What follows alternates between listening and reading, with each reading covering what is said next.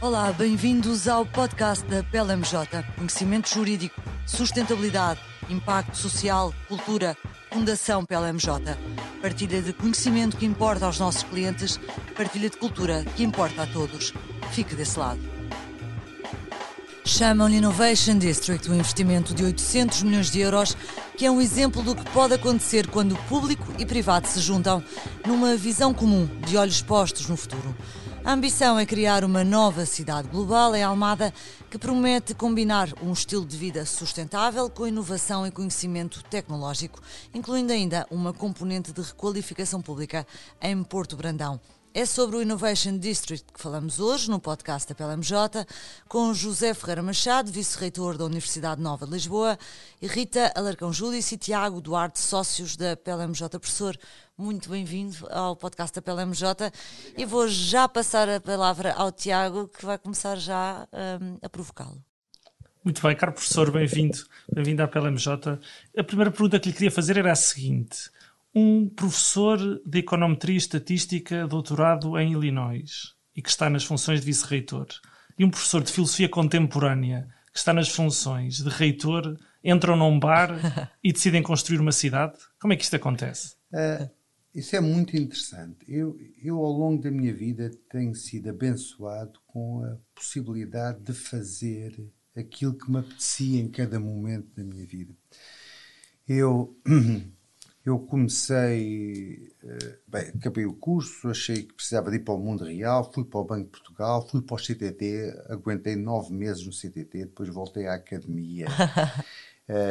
Quando me apeteceu estudar, estudei. Quando me apeteceu fazer investigação, fiz. Fui para os Estados Unidos, voltei. Fui diretor durante 10 anos, experimentei o que era ter funções de administração e de gestão. Saí, fui para a Inglaterra, adorei os 2 anos e meio que tive em Inglaterra. E eu encaro muito cada fase da vida. Eu tenho tido esta felicidade. Cheguei cá, um bocadinho, o João Saago, o professor de filosofia, convidou-me para ser vice-reitor. A princípio, andava aos caídos, um pouco sem saber o que fazer. Mas eu acho que o segredo da vida é procurar as oportunidades, é estar atento. E estando atento, nós agarramos. Como é que eles chamam? O cavalo, não é o cavalo do poder exatamente que passa à nossa frente e nós montamos. Mas eu acho que há diferentes cavalos que passam à nossa frente. E se nós estivermos atentos, se nós formos ousados, acho que os montamos e conseguimos fazer em cada fase da vida interessante. Hoje, se me dissessem, Zé António, queres fazer investigação e tal? Eu ainda continuo a fazer, mas já não me dá aquela emoção que me deu noutras fases da vida. Então decidiu ser arquiteto, foi isto? Então decidi ser arquiteto, decidi ter pena de não ser arquiteto, que é uma coisa exatamente diferente. Eu de vez em quando uso uma camisa de gola alta preta, porque é a coisa mais próxima que eu me aproximo de ser arquiteto. Ontem estive a visitar com o Nuno Mateus um projeto absolutamente extraordinário de arquitetura, que é a Escola Redbridge, em Campo de Ourique. Em Madeira, um edifício sustentável, absolutamente fabuloso. Eu acho que os arquitetos conseguem ser demiurgos da realidade. Eles conseguem... E eu, nesta fase pré-reforma, quer dizer, eu já me podia ter reformado, eu acho que nunca me vou reformar, apareceu-me este desafio interessante e eu brinco aos arquitetos. Não é aos arquitetos, é conceber coisas. O que na realidade me estimula é... eu sou muito mais uma pessoa de concepção, o que mais, por exemplo, no campus da SBE, o que mais me agradou não foi ter feito o campus. Foi ter concebido e desafiado as pessoas para a possibilidade de se fazer o campus. Professor, então a camisola de gola alta preta afinal é de um Steve Jobs. Vamos falar então desta concepção deste projeto. Sim. O que é que vai nascer, professor? Olha, o que vai nascer é, ao fim e ao cabo, o que as pessoas quiserem, porque eu acredito pouco em planeamento central e não. Eu acho que acredito numa visão acredito numa governação clara, alinhada com essa visão, e acho que o que vai acontecer é aquilo que organicamente os atores quiserem que aconteça. Idealmente vai acontecer uma cidade muito interessante. Uma cidade... Eu comparo o que vai acontecer... Outro dia ocorreu a ideia a uma pérola. Uma pérola é algo que nasce em torno de um grão de areia numa ostra. O grão de areia é a Faculdade de Ciência e Tecnologia, são os 8.500 engenheiros, são os estudantes de engenharia, quero eu dizer, são os 1.500 professores e investigadores, e isso é o grão de areia. O que vai surgir dali é o que nós construímos. Nós temos uma visão, há diferentes investidores. Eu sei o que é que a universidade vai fazer dali. Quanto aos outros parceiros privados, eu espero que eles façam aquilo que... Mas não deixa de ser muito interessante essa visão que o professor já apresentou, até publicamente, de uma universidade sem muros. Que é exatamente o contrário do que é expectável de uma universidade que é fechada dentro dos seus muros, com a sabedoria lá dentro, de costas para a cidade. E esta ideia de romper até fisicamente os muros da cidade universitária e abri-la à cidade do dia-a-dia é também uma inovação. Não é mimetizar o que se viu lá fora, é ser pioneiro também para criar escola para o futuro. Tiago, eu acho que é a tradução física, a tradução geográfica do conceito da universidade não ser uma torre de marfim. Se nós pensarmos fisicamente como é que damos corpo a esta ideia da universidade não ser uma torre de marfim, é uma cidade que ela é um equipamento da cidade, é um equipamento da comunidade. E é um bocadinho assim, e eu acho que o melhor exemplo é o campus de Carcavelos da SBE. Mas no Innovation District ainda é um desafio maior, porque... Eu em Campolide, em qualquer campus, na cidade universitária da Universidade de Lisboa, não tem barreiras, não é? Está integrado na cidade. Em Almada, o problema é que não há cidade onde o campus se possa integrar. E aqui entra uma ideia que eu acarinho muito e que o reitor acarinhou muito, que é da complementaridade entre cidades e conhecimento, entre cidades e economia do conhecimento, que eu penso que é um tema... É um tema muito interessante e eu até gostaria pensando que estamos a falar da Faculdade de Ciência e Tecnologia, pensar um pouco neste projeto como um projeto que vai dotar aquela zona de Almada, não só de um hardware, prédios e infraestruturas, mas também de um software. Nós precisávamos de ver ali, e eu acho que é esse também o projeto desafiante que este novo projeto representa, que é a capacidade que, sendo liderado pela Universidade, vai ter também de ser uma transformação. Não só um projeto imobiliário puro e duro, mas também algo que vai para além do projeto imobiliário, algo que vai ser capaz de mudar mentalidades, mudar a cultura, trazer capital humano. E eu acho que a grande diferenciação deste projeto é exatamente essa. Não é meramente imobiliário, é também social. Tem uma componente social muito forte e vem ajudar a Almada, julgo eu, num final de ciclo em que a cidade se encontra, permitindo relançar e recolocando-se para uma nova realidade, ajudando a Almada, Lisboa e o país.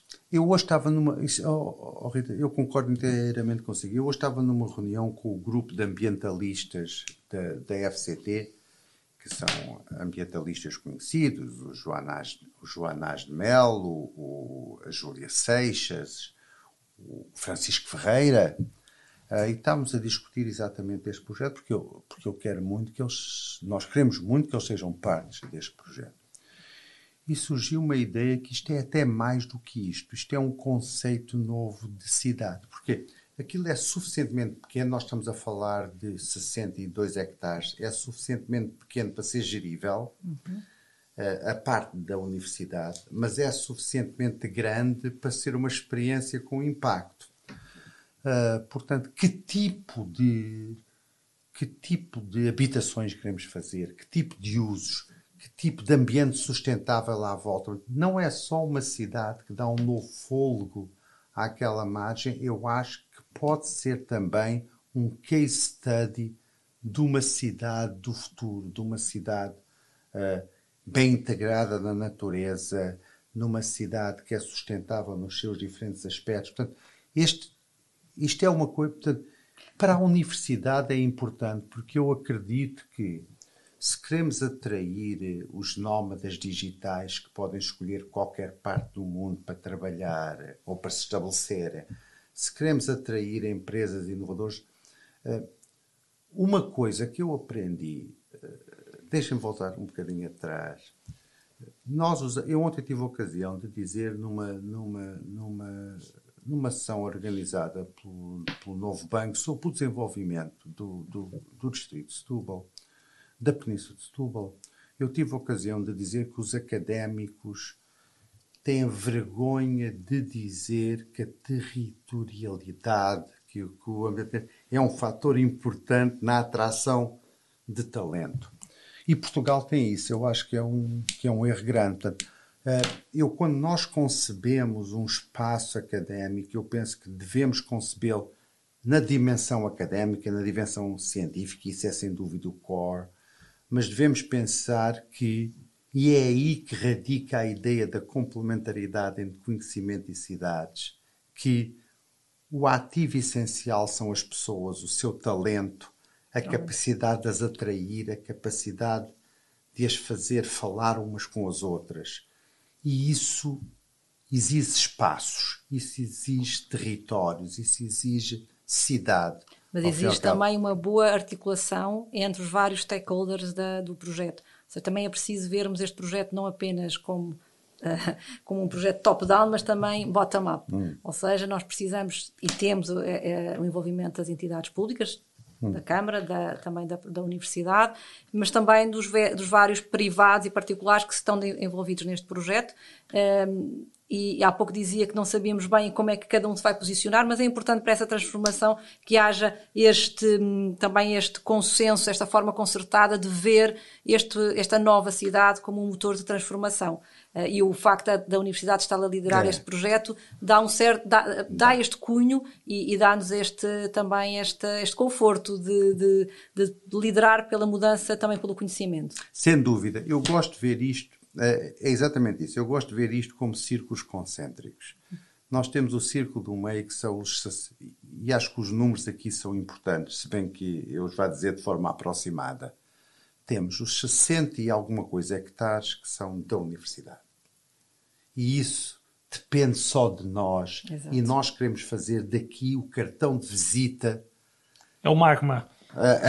Do que será a coisa. Depois temos, à volta disto, temos cerca de 140 hectares que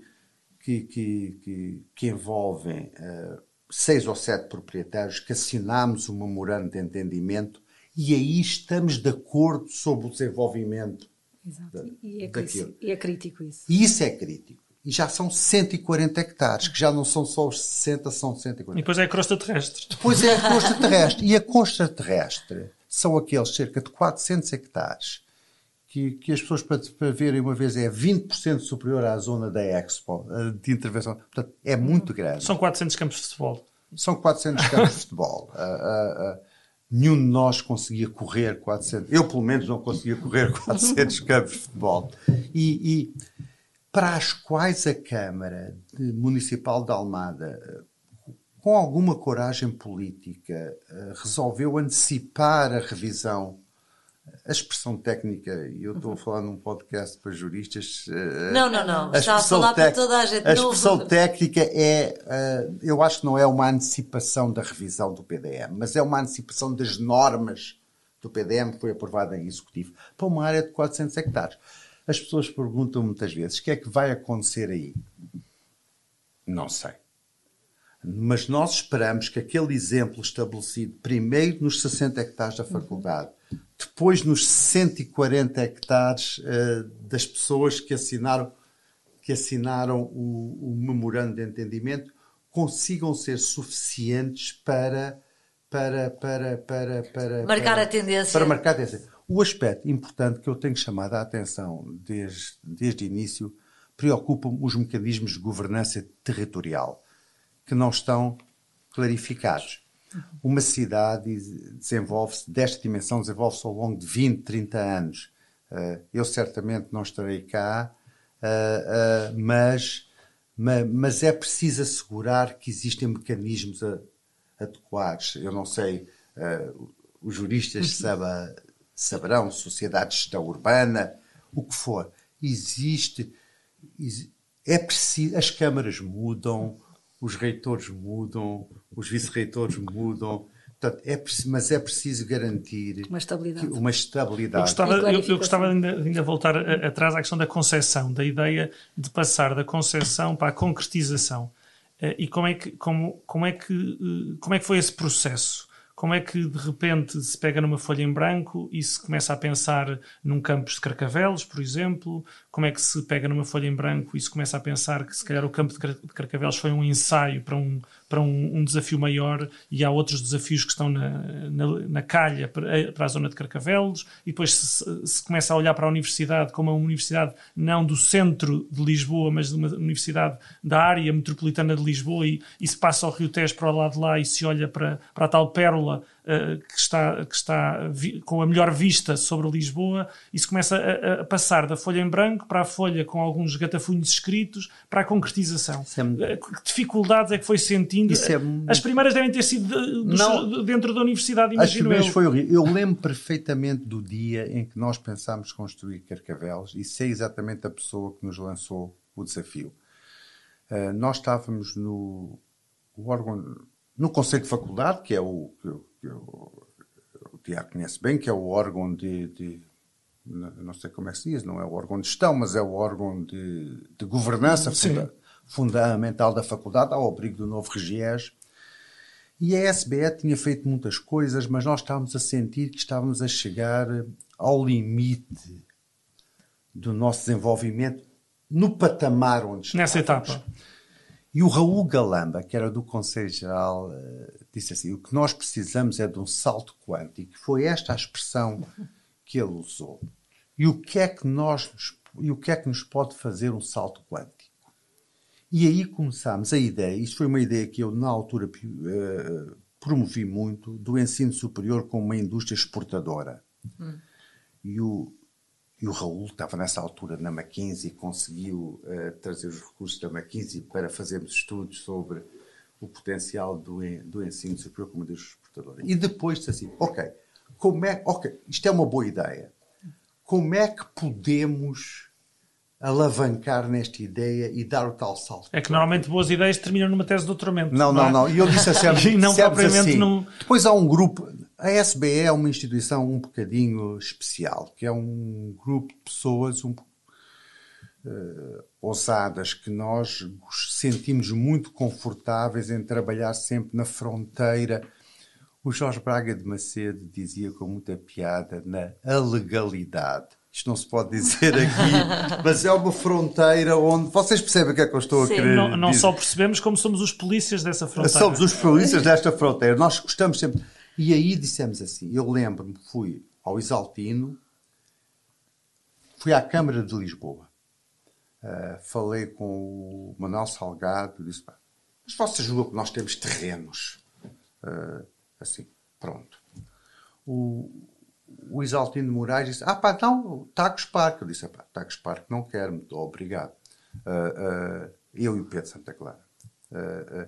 Se vocês nos derem a escola náutica ali em Passo de Arcos, a coisa... Fanto Henrique. Isso era bom para nós. Nós chegámos aí à escola náutica e em Fanto Henrique dissemos assim, nós queremos tomar conta disto. Mudar porque nós tínhamos esta ideia que para dar esta transformação já começámos a ter esta ideia do espaço físico ser um fator importante na atração de estudantes, esta ideia de criar internacionais também. De criar esta ideia de um West Coast levar... Lembra-se que nessa altura que o Pinho estava... Sim, o Algarve, West Coast. Como é que é? West Coast of Europe. Ok, como é que nós levamos esta ideia do West Coast of Europe às últimas consequências? Então só estamos aqui. Bem, isto por um motivo ou outro, entretanto aconteceram aborrecimentos ao Riasaltino e a coisa não foi para a frente. Nós fomos a Cascais e dissemos, pá, nós queremos um espaço icónico. E o primeiro espaço icónico que nos ofereceram foi o hipódromo. Que era em frente ao... que era uma coisa... Mas era pequeno. Depois ofereceram-nos a Praça de Touros. Eu disse, pá, a Praça de Touros não é icónico. Pá, não tem chance. Depois surgiu aquilo. Foi sempre esta ideia do icónico. Portanto, como é que isto nasceu? Limite ao crescimento atual. Eu sempre fui muito sensível ao problema do aburguesamento das instituições. Eu não quero dizer que isto seja uma veia trotskista que eu tenha da revolução permanente, mas eu acho que as instituições precisam de ser permanentemente desafiadas. E eu estava assim, eu era diretor nessa altura e sentia que a SBE estava um bocadinho confortável nesta luta com a Católica, que sempre me pareceu uma guerra de extraordinariamente provinciana. Quem é que é melhor, nós ou a Católica? Isto é, como é que se chama? Rua da Palma de Cima contra a Rua da Palma sempre com os mesmos critérios, em vez de se mudar, o critério. E a ideia foi o paradigma. Claro. Quer dizer, isto não é importante. Isso foi um momento, isso foi uma epifania. Foi um momento quando nós dissemos assim, e isto foi muito difícil de vender. Eu lembro no início do projeto que era que tentarmos comparar-nos com faculdades internacionais. E acho que um ponto importante aí foi nós termos tido a coragem de fazer o MBA conjunto com a Católica. Ao termos feito isto, dissemos assim, não. Nós somos capazes de colaborar. Nós somos capazes de colaborar para algo maior. Portanto, isto foi uma mudança importante para mim, foi uma mudança importante de paradigma. Depois, como é que isto surgiu, esta coisa? Isto tudo surge... Eu não sei como é que vocês acham que as coisas surgem na vida. Eu acho que tudo na minha vida surgiu... se calhar Deus julgando com os dados. São oportunidades que vão surgindo. Um certo lado de serendipity da coisa. Não é serendipity, é os epsilons and deltas. É muito na margem. Nós em cada momento temos escolhas e às vezes é o instinto e essas escolhas levam-nos por caminhos divergentes. E tudo eu tenho muita consciência que tudo na minha vida se processou assim, de forma muito não planeada. E depois, quando eu vim, eu andei muito tempo sem coisa. Até que uma vez, isto é muito curioso, até que uma vez estava num almoço com o Carreiras, e o Carreiras é um grande, o Dr. Carlos Carreiras, o Presidente da Câmara de Cascais, é assim um grande perturbador. Vocês não querem mudar a escola de medicina para Cascais? Isso é um novo projeto. Mas isto tem tudo a ver. Isto é capaz de não ser má ideia, porque de facto aquilo é um edifício que tem 100 e não sei quantos anos. Foi onde o Vasco Santana fez aquele célebre exemplo, eu nem sei dizer a palavra, da canção de Lisboa. É um edifício que está cheio de térmitas, que era uma boa ideia mudar. Ok. E depois, a partir daqui, começamos... mas isto, temos aqui um problema, que isto começa a ser... nós temos que ter, para mudarmos, e o Tiago sabe bem, temos que ter... As leis de fundação obrigam-nos a ter um plano de valorização de ativos, um plano geral. Mas, de repente, nós agora temos autonomia de gestão patrimonial. Isto também é um bom exemplo de como... Nunca ninguém sabia, nunca ninguém se tinha apercebido que talvez a coisa mais interessante do regime fundacional, claro que fazer contratos em termos de direito é importante. Mas isso é um excelente exemplo de como entidades públicas que não se resignem à gestão do dia-a-dia e ao lamento constante dos espartilhos que a legislação lhes coloca, têm capacidade criativa e performativa e de execução. Com alguma ousadia. Com alguma ousadia, e o que eu vejo é em relação ao projeto da Universidade, e queria que o professor me dissesse se revê nesta tripla ideia. Primeiro, ter um projeto global. Ou seja, o campus de Carcavelos não foi um epifenómeno, não foi um reboçado que a Universidade Nova quis mostrar ao mundo. É uma peça de um projeto global que passará por mudanças noutras faculdades. Já falou do caso da Faculdade de Medicina e outras que estarão também a serem projetadas. Em segundo lugar, também uma ideia global, uma ideia de cidade. Uma ideia de cidade digital, uma ideia de cidade em que cruza desde o saber às indústrias, aos serviços, às residências, aos supermercados, e foi lançado publicamente, e por isso é que posso falar disso, podemos falar disso, foi lançado publicamente um concurso. Foi difícil.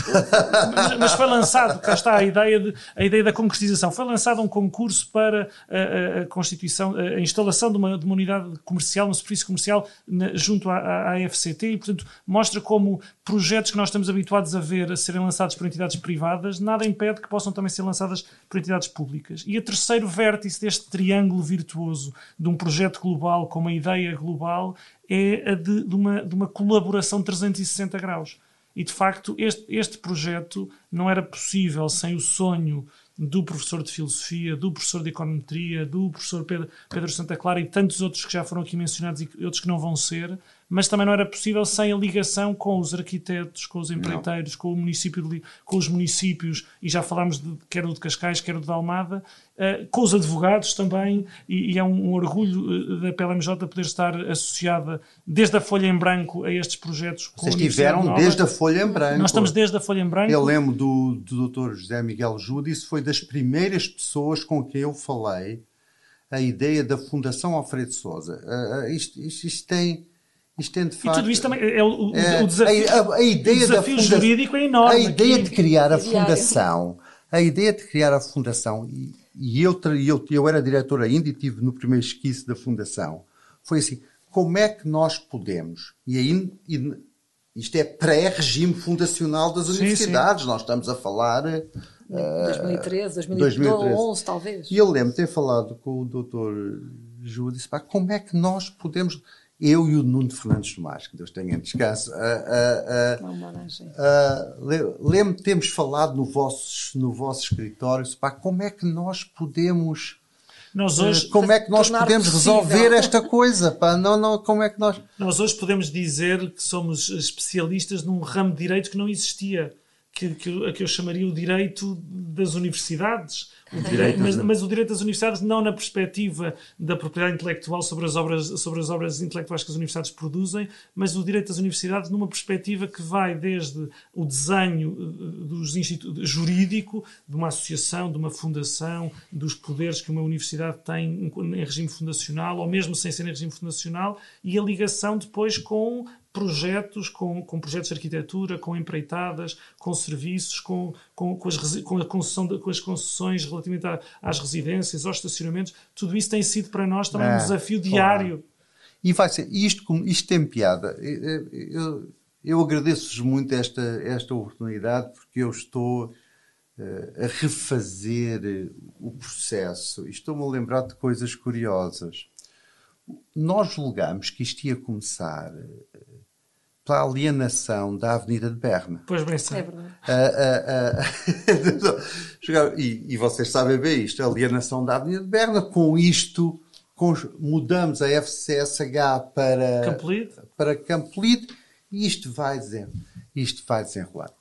Mas isto, claro que os motivos pelos quais isto não aconteceu não interessam agora, se bem que seja uma história também interessante, mas isso forçou-nos para a ideia, porque é a lei que nos obriga a, e sabem isto melhor que eu, quando vendo património tem que ter um plano de investimento desse património, das mesmas rúbricas do ativo. Isso forçou-nos a ter um plano geral de valorização de ativos. E um plano geral de valorização de ativos forçou-nos a ter um plano estratégico para o património da universidade. E isto criou-nos... E mesmo que não tenhamos conseguido vender a Avenida de Berna ainda, isto forçou-nos a dizer o que é que nós queremos com o nosso património. Há uma coisa que é óbvia, nós queremos que os nossos estudantes, que os nossos professores, que os nossos investigadores não lhes chove em cima, e em alguns casos chove em cima. Não queremos que sejam ter aulas em contentores. Não queremos que sejam mordidos por térmitas. Eu não sei se as térmitas mordem, mas não queremos que as vejam. Mas imagino que sim. Mas queremos mais. Queremos levar esta ideia de campus aberto que presidiu a ASBE. Queremos que isso torne uma imagem da universidade. E a outra é que queremos afirmar a universidade como uma universidade da área metropolitana de Lisboa. E eu devo confessar que aí há um motivo um pouco tático e egoísta. Nós estamos na Universidade de Lisboa, em Lisboa temos uma grande universidade, que é a Universidade de Lisboa. Portanto, eu encaro como natural que a Universidade Nova seja para a cidade de Lisboa sempre um segundo parceiro. Isto não se passa em Cascais, isto não se passa em Almada. Portanto, também esta forma de sair de Lisboa foi uma forma de conseguir maior simpatia de um conjunto de poderes autárquicos. E tudo isto aconteceu. Outra coisa que foi muito importante, e acho que ninguém tinha ainda pensado, é esta política de rotação de ativos. Está muito aqui. Nós licenciámos uma superfície comercial no campus da Costa da Caparica, do Monte da Caparica, primeiro porque achamos que faz parte da abertura do campus à sociedade, mas também porque a cedência dos direitos de superfície nos vai permitir investir na construção da primeira fase de um hub de inovação. Portanto, esta ideia de...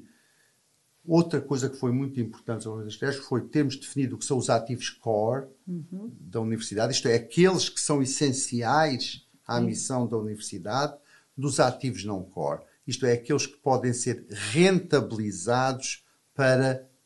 É muito interessante ouvi-lo, porque parece que estou a ouvir duas pessoas. É isso. Eu tanto ouço o professor Ferreira Machado, quase poético, na perspectiva do sonho de abrir a universidade à cidade, de deitar abaixo os muros, de expandir o conhecimento pelas ruas da cidade, como depois temos o professor Ferreira Machado com os dois pés no chão, bem focado na ideia da rotação dos ativos, da rentabilização do património, no que é core e no que é core, e não se perdendo na ideia de que a universidade não é um promotor imobiliário, mas continua a ser um produtor de saber. Não, isso é muito importante. Eu ia dizer, os chapéus que eu estava a ver é que eu estou a ouvi-lo e eu esqueci-me foi do professor de econometria. E há uma visão eventualmente já desatualizada de que os professores não são gestores, ou quem tem a parte do conhecimento, se quiser, não é uma parte que esteja a mesma pessoa que está preparada para gerir. E aquilo que nós estamos aqui a ouvir hoje é de facto um conjunto de pessoas que partem de uma paixão do grão de areia que é a universidade para pensarem várias outras dimensões. Nesse aspecto a Nova é única, não? Não sei se a Nova é única, eu não posso dizer, isso é um bocadinho... não, sou eu que posso dizer, não pode dizer. Eu não direi isso. A Nova foi um produto... A SBE, eu acreditei durante muito tempo e acredito que é uma instituição única no país. E é um produto de muitas coisas. É um produto de uma grande unidade cultural, ter uma grande percentagem de pessoas que foram formadas nos Estados Unidos. Portanto, há uma grande identidade cultural desde o início. E eu vejo desde o professor Pai Pinto Barbosa, desde o António do Manuel Pinto Barbosa, Diogo Lucena, toda essa geração, Luís Campos e Cunha, toda essa geração, e eu noto uma grande... Há diferenças de personalidade, mas acho que há uma grande unidade. A SBE é anormalmente única, porque é anormalmente... agora não sei, porque eu não... cresceu muito e acho que as instituições, quando crescem muito, também perdem um bocadinho. Eu penso que vocês aqui na PLMJ sentem isso também. E acho que o que tem sido interessante é que eu acho que este espírito de pioneiro, trailblazer, que é a expressão em inglês. Passa a ser uma marca com os valores. Que a SBE está a contaminar a universidade. E isto acho que é muito, muito importante, porque a SBE não é de longe o ativo mais importante da universidade. Quer dizer, a Faculdade de Ciência e Tecnologia é 40% da universidade, não é? Portanto, mas nós sabemos que a inovação normalmente não vem das grandes empresas, não é? Não, a inovação não. começa nas startups contaminação. e depois contagia. Contaminação. Digamos, eu vejo-me como um mosquito, o vetor que infecta,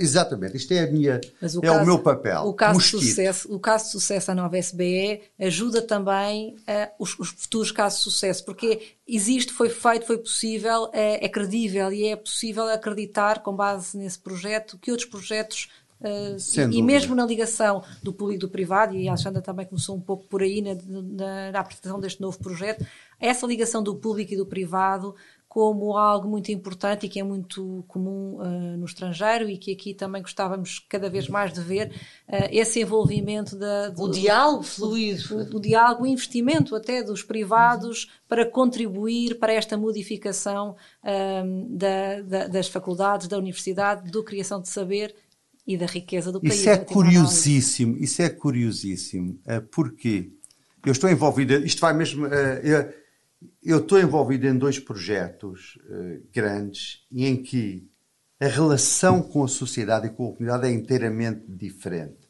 O projeto da Nova Medical School é um projeto que é baseado numa campanha de fundraising de 50 milhões. Aí é fundraising puro e duro. E aí o nosso exemplo da SBE é muito importante. Claro. Na Caparica é um projeto de criar uma cidade, não é um projeto de fundraising, em que nós vamos ter que encontrar parceiros de capital, vamos ter que encontrar, nunca perdendo de vista que o nosso objetivo é sempre criar valor académico. O nosso último objetivo é criar valor académico. Mas o modelo como chegamos lá, na Nova Medical School e na Caparica, é inteiramente diferente. Um é apelar à capacidade filantrópica da sociedade, em que percebe que os desafios da saúde são muito importantes. No outro é encontrar parceiros que, numa lógica mais comercial, se queiram juntar a nós. De qualquer maneira, em ambos os projetos há sempre essa provocação, esse desinquietar as várias entidades que estão à volta da universidade. E isso, por exemplo, em relação a nós advogados, é muito visível. O facto de estar aqui um sócio de direito público, uma sócia de direito imobiliário, mostra bem também este cruzamento de especialidades e o que eu sinto é que, acompanhando a Universidade Nova neste projeto desde o início, o que sentimos é sempre esta inquietação, esta ideia de desinquietar e de encontrar novas fronteiras para encostar essas novas fronteiras. E eu não resisto, já que estamos a falar na questão da poesia, não resisto a ler-lhe aqui uma frase da Sofia Melbrenner que eu gosto muito e que acho que se aplica ao professor Ferreira Machado e que diz assim: porque os outros vão à sombra dos abrigos e tu vais de mão dadas com os perigos. E eu acho que o professor Ferreira Machado tem isso e por isso é que também protagoniza esta ideia de universidade. A própria palavra nova é quase uma coincidência muito estranha. A Universidade Nova que vai fazer uma nova cidade e uma nova maneira de ser universidade. Eu gosto da ideia de ir de mão dada com o perigo, não me deixa muito descansado e confio em vós para me impedir que o perigo me leve ao abismo ou outro sítio qualquer. Não, os advogados são ótimos a antecipar as sombras. Professor, muito obrigada por ter estado no podcast da PLM. Obrigado, foi um grande prazer. Muito obrigada. Foi um grande prazer.